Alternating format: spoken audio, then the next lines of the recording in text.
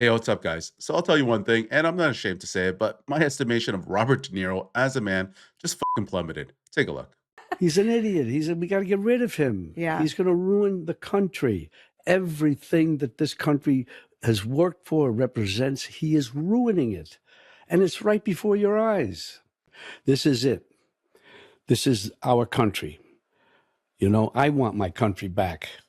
I don't want everybody going around with their American, the MAGA with the American flags like they're the only ones. We are the Americans too. And I think there are more of us.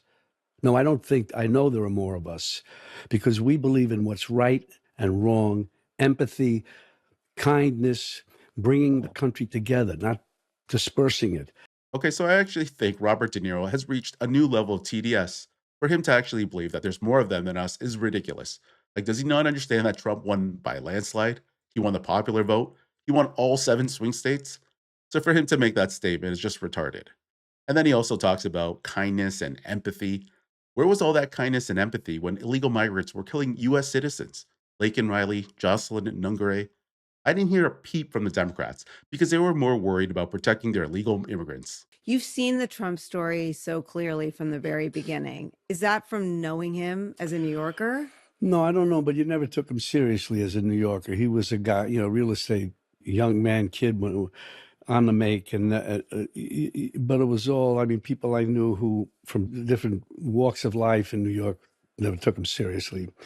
And with Trump, he is cruel, he's mean, he's sadistic. You see what he does with the whole ICE thing. So it's a thing that I never thought we would experience. As far as other people who are around him, Republicans who won't do anything, I don't understand. I just don't understand it. What it was at the beginning is that I would see him at these rallies saying things like see, I want to punch him in the face. How dare you say that? You want to punch somebody in the face. I realize this guy's got a real problem, much worse than I ever thought. You know, that's pretty interesting coming from Bobby, but I don't think he's one to talk. I'm going to say one thing.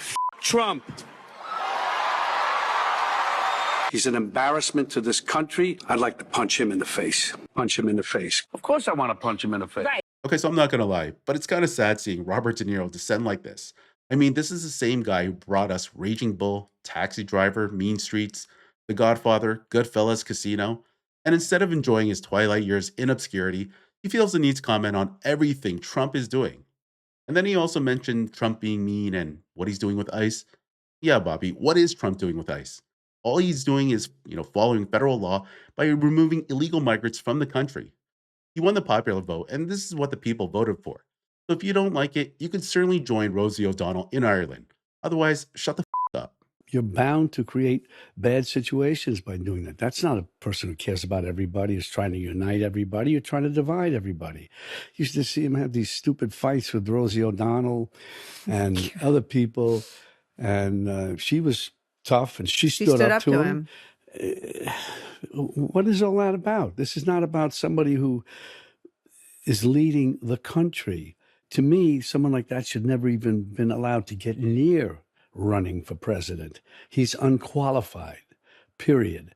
And there has to be some way to exclude people like him. You're always about lifting up everybody around you, Yeah, everybody. of course. Why is that?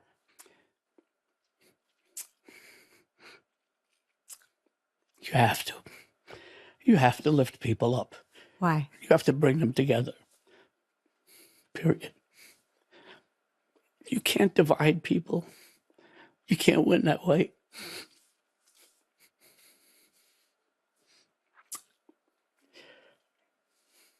It's a no-win situation. And look what we have. Look who we have there. It's almost like a destiny to have this thing there, attempting to destroy this country, and maybe not even understanding why. So it's up to us to protect the country That we love. Yes. Honestly, that was really humiliating to watch. Watching Robert De Niro become so overcome with TDS. And if you don't believe me that TDS is real, just take a look at clips of Robert De Niro, Rosie O'Donnell, or Mark Ruffalo, because these people are so deeply entrenched with TDS. Like their entire worldview is just based off of anything against Trump. Anyways, before we go back to the interview, I found this funny clip on my timeline. Take a look at this clip here. I think it happened a couple months ago, but this comedian or Trump impersonator just trolls the shit out of Robert De Niro in New York. Bobby, it's your favorite president. I forgive you, Bobby, for being such a loser about the election. It's not your fault you were born with a low IQ. It's not your fault, Bobby. Believe me. Bobby, your favorite president won. Kamala lost. She lost so strongly. You were wrong. You're a loser. You're a total loser. This show sucks. You're going to get low ratings, Bobby. You're going to get low ratings. Look at that. From raging bull to raging nobody. Such a disgrace. You're such a disgrace, Bobby. It's a horror. It's an absolute horror. Kamala is getting drunk somewhere. Trump is so spiteful and threatens people that speak out, especially famous people. Are you afraid of him?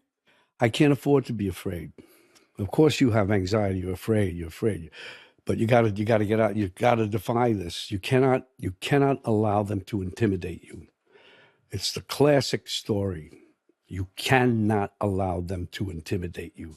You have to. It's better that you strap on your balls and get out there and face them, because you're not going to win the other way. They take your lunch money on a Monday. Don't think they're not going to take it on a Tuesday or a Wednesday or a Thursday, and more. The bully in the schoolyard. Do you think that there is a fear that people won't get work in Hollywood? I mean, is it that bad? Like a blacklist kind of fear? Well, that might be some of it. What I am more concerned about, the people who control those companies, the big tech bros who ought to know better. Jeff Bezos just cut a third of the Washington Post and all the stuff he used to say, and now all of a sudden this. The story is our country, and Trump is destroying it, and who knows what his reasons are, but it's sick. It's fucked up. We have to save the country. I have so much respect for Liz Cheney and even Dick Cheney after I hated him for what he did. We all did. Remember. But he did what he knew he had to. That's what it is. The country sticks together. The family sticks together. When a crazy thing happens, a crazy person, an enemy, because Trump is the enemy of this country. Let's not kid ourselves. It's that simple. Everybody has to stick together to get them out and get back on track. We can all argue and fight about our little differences and all that. This is the big problem. Okay, so this is how you know the Democrat Party is on the wrong side of history, because they're here openly supporting Dick Cheney, the warmonger. See, and the only reason why they're supporting him is because he's against Trump. See, this is the TDS that I'm talking about. And then they also mentioned in the interview something about not getting any work in Hollywood. Do they not know that Hollywood is controlled by the left? You not see all the speeches where, even Robert De Niro, he said F Trump. They all applaud. No one in Hollywood can publicly support the Republican Party or Trump, because it would just be career suicide. So I don't know what these guys are saying. Like, they are so deranged, delusional. They can't even see reality. Anyways, guys, if you enjoyed this video, please leave a like, comment, or subscribe, and I'll see you on the next one.